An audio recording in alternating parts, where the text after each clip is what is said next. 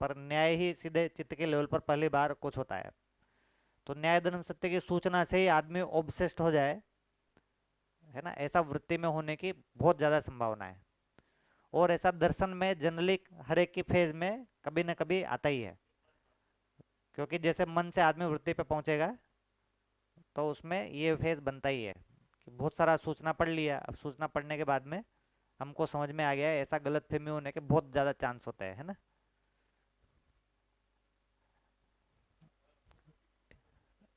हाँ, नहीं नहीं नहीं, आभास भी नहीं हुआ रहता है उसमें। हाँ, चित्त तक नहीं, हाँ वही आभास वृत्ति तक आता है ना, वृत्ति और चित्त के बीच में आता है आभास, है ना। तो वो शब्द को ही जो है कुछ कुछ कनेक्शन जोड़ लिया, और जो है अब सारी दुनिया खराब है और किसी को समझ में नहीं आया, बस मेरे को ही समझ में आया, है ना।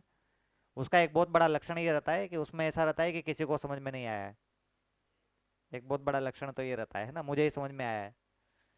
बाबा जी के बाद पहला ज्ञान जो हुआ है वो मुझे हुआ है ना। और बाकी किसी को नहीं हुआ है ना। तो इसमें क्या है, पात्रता जीरो हो जाती है आदमी की। ऐसा होने की संभावना दिख रही है कि नहीं दिख रही है? क्यों जगदीश भैया?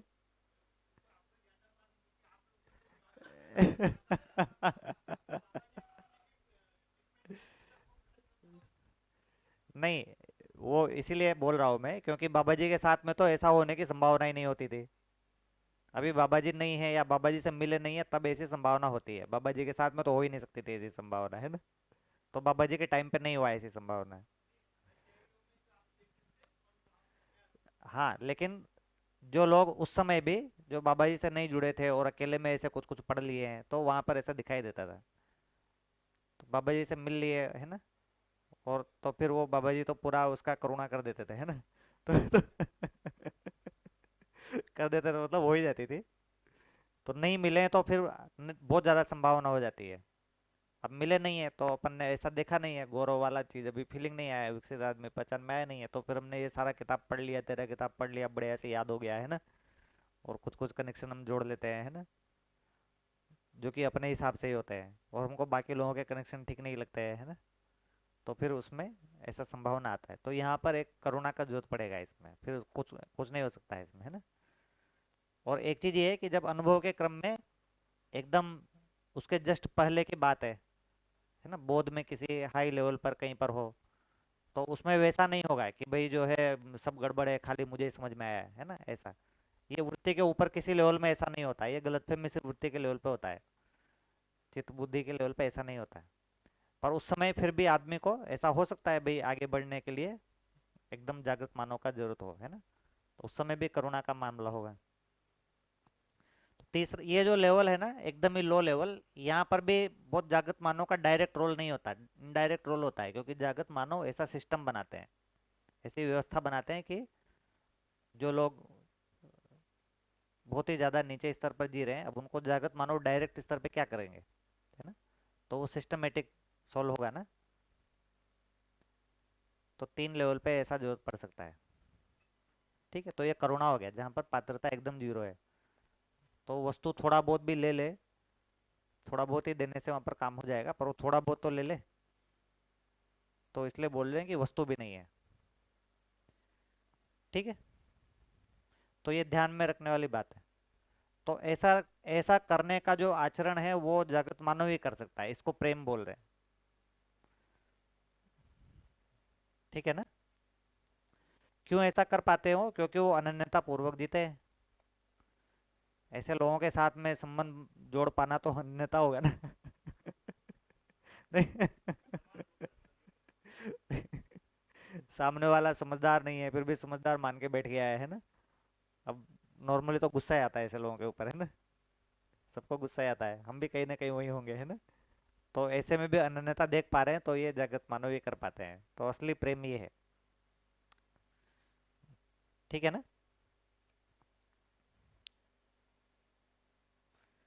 तो उनके अंदर धीरता वीरता उदारता की पराकाष्ठा होती है ना।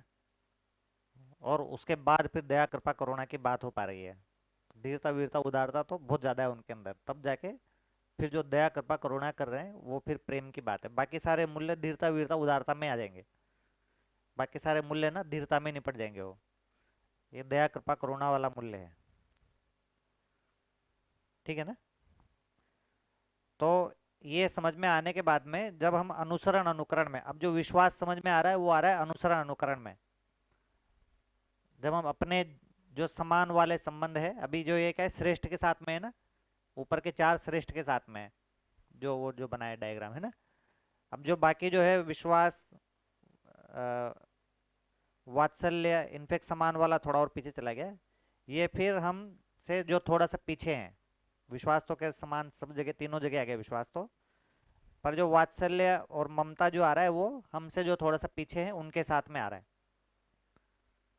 और फिर जो समान वाले जो संबंध है उसमें फिर आ रहा है सम्मान और स्नेह। तो ऐसे तीन लेवल पे हो गए सारे मूल्य। ठीक है। तो विश्वास तो फिर अपन ने बात किया कि मूल्यों की निरंतरता, संबंध निर्वाह की निरंतरता और मूल्यों के निर्वाह की निरंतरता। तो मूल्यों के निर्वाह की निरंतरता मतलब जागृति के अर्थ में ही मूल्यों के निर्वाह की निरंतरता हो पाती है। ठीक है ना, जो अपन ने बात किया कि जब हम जागृति के अर्थ में दूसरे से जुड़े हैं, दूसरा जागृति के अर्थ में हमसे जुड़ा है, या हम अपने आप को ऐसा देख पा रहे हैं, तभी हमारे अंदर मूल्यों के निर्वाह की निरंतरता बनेगा। भैया ठीक है।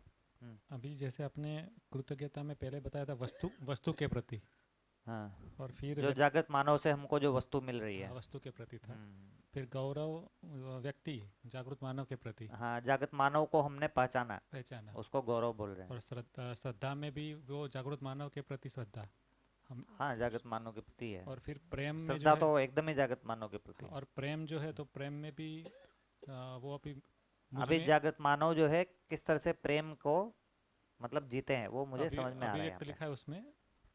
इसीलिए मैं पूछ रहा था हम्म। संयुक्त अभिव्यक्ति, दया कृपा करुणा की संयुक्त अभिव्यक्ति। हम्म। तो फिर वैसा मुझ में वो नहीं, इसको अभी हम नहीं जी रहे होंगे, ये हम जागृत मानव में ऐसा देख रहे हैं देख प्रेम रहे को। हैं। ओके। ठीक है ना। इनफैक्ट जागृत मानव में ज्ञान को देख रहे हैं, उससे मुझ में कृतज्ञता गौरव श्रद्धा आ रहा है। अभी मुझ में नहीं आया वो ज्ञान, है ना। जगत मानव में देख रहे हैं इसलिए मुझ में ये सारे मूल्य दिखाई दे रहे हैं। ठीक है ना। तो इन प्रेम, इन मूल्यों को कैसे जिया जाता है ये मुझे जागृत मानव में दिखाई दे रहा है।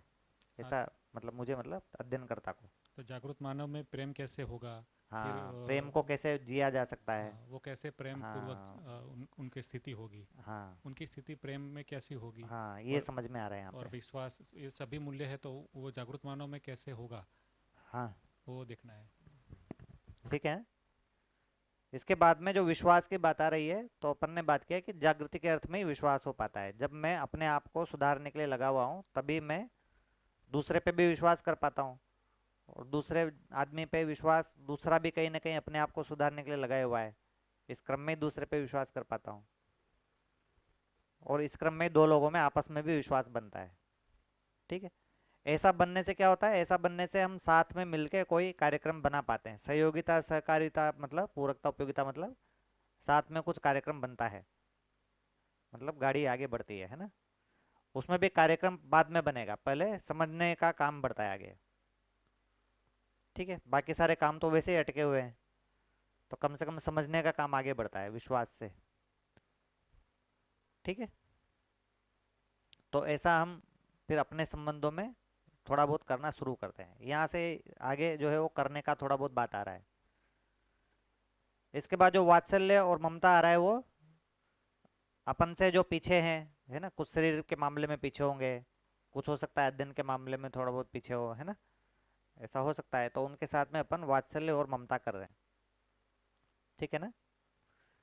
तो वात्सल्य में क्या कर रहे हैं, जो जागृति के अर्थ में जो पोषण संरक्षण कर रहे हैं, तो पोषण संरक्षण करते वक्त भी जो अपन ने बात किया था कि वैसे तो जागृत वो जो टीचर है उसका रोल है, ये जागृति में आगे बढ़ाना इसका रोल है, तो प्रधान यहाँ पर लग गया। तो जागृति में आगे बढ़ाते हुए ये भी पोषण संरक्षण का ध्यान रखेंगे, है ना। और ये पोषण संरक्षण करते हुए जागृति का ध्यान रखेंगे। हाँ, तो पोषण संरक्षण करते हुए जागृति का ध्यान रखना, ये वात्सल्य क्रिया हो गया। ठीक है ना। और उसके दौरान ये जो पोषण संरक्षण कर रहे हैं उसमें अपनी जो प्रवृत्ति को ठीक रख रहे हैं। एक तो पोषण संरक्षण करते हुए इसकी प्रवृत्ति को ठीक कर रहे हैं, ये तो वात्सल्य हो गया। पोषण संरक्षण करते हुए अपनी प्रवृत्ति को ठीक रख रहे हैं, ये ममता हो गया, कि भाई मैं पोषण संरक्षण क्यों कर रहा हूँ, है ना। तो मैं तन मन धन का जो प्रतिफल अपेक्षा विहीन पोषण संरक्षण कर रहा हूँ। पोषण संरक्षण खाली नहीं है, है ना। ऐसे देखेंगे तो सभी जगह आ जाएगा पोषण संरक्षण।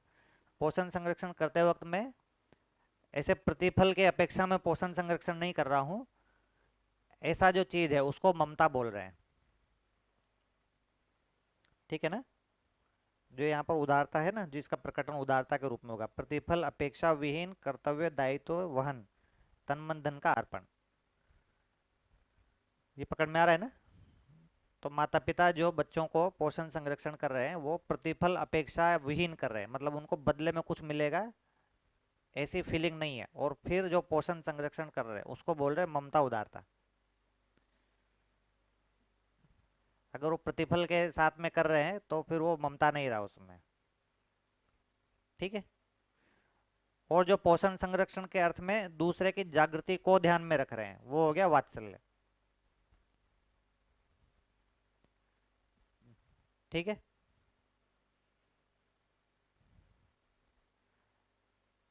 तो अब एक बड़ा क्वेश्चन ये होता है कि ममता जो है वो माँ की ममता का क्या होगा उसमें, है ना।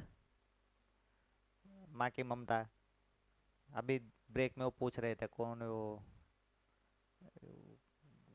नाम भूल गया मैं। नहीं नहीं नहीं, वो दीदी यहाँ रहती थी ना पिछले शिविर में, अमिता दीदी, हाँ अमिता, नाम एकदम से उड़ गया मेरे, हाँ वो नाम और शकल दोनों उड़ गया, है ना। तो दीदी पूछ रहे थे, है ना, उनका कल अपनी बहन से या जो भी फ्रेंड से जो है ना डिस्कशन हुआ कि भाई ममता तो माँ में ही होती है ना। तो भाई माँ में होती है ममता, तो जो भी तन मन धन को अपन प्रतिफल के बिना तन मन धन जो दे रहे हैं उसको अपन ममता बोल रहे हैं। तो ये तो सभी में होगा, माँ में भी होगा, पिता में भी होगा, दादा में भी होगा, दादी में भी होगा, है ना। और नहीं होगा तो सभी में हो सकता है। माँ भी अगर ऐसा सोच रही है भाई वो तन मन धन दे रही है और बदले में कुछ मिलेगा तो फिर वो ममता नहीं रहा ना, ठीक है।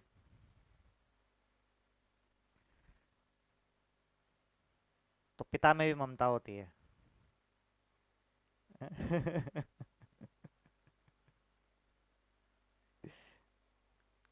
तो खाली खाना ही बना के खिला रहे हैं वही नहीं है ममता ना, तन मन धन लगा रहे हैं किसी भी फॉर्म में लगा रहे हैं,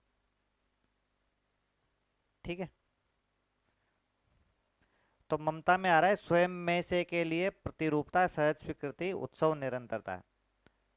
तो यहाँ पर क्या हो गया, ये किस अपने जैसा देख रहे हैं उसको, ममता मतलब प्रतिरूप देख रहे हैं, अपने जैसा देख रहे हैं। तो ये अपने जैसा देख रहे हैं मतलब कैसा देख रहे हैं, अपने जीवन जैसा देख रहे हैं। अभी शरीर के रूप में प्रतिरूप होने से नहीं बनेगा, ये जीवन के रूप में प्रतिरूप हो रहे हैं, है ना।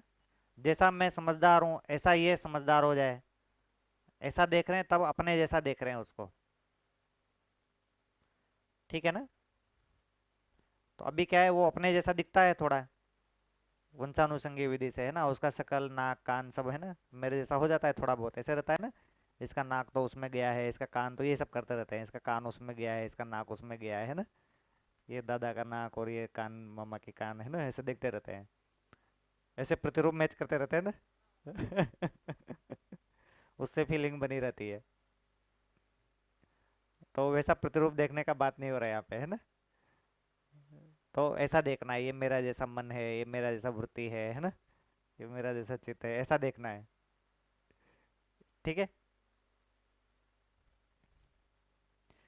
तो वो क्या है, एकदम हमारे को फॉलो कर रहा होता है, अनुसरण अनुकरण कर रहा होता है, तो हमारे ऐसा मन वृत्ति उसका होने लग जाता है ना। हमारी जो भी अच्छी आदतें हैं खराब आदतें हैं सब उसके अंदर पहुंचने लग जाती है। तो उस रूप में देखना है ना, ठीक है ना। तो उससे क्या होगा, कुछ अच्छी चीज जा रही होगी तो हमको प्रोत्साहन मिलेगा, कुछ गड़बड़ चीज जा रही होगी तो हमको विकास करने के लिए अवसर मिलेगा कि तो मेरा प्रतिरूप बन रहा है ना। तो मेरा प्रतिरूप बनने जा रहा है भाई, मुझे ठीक होना हुआ है, ऐसा बनेगा ना। हो गया। और फिर उसके बाद सम्मान वाले मूल्य, सम्मान और स्नेह।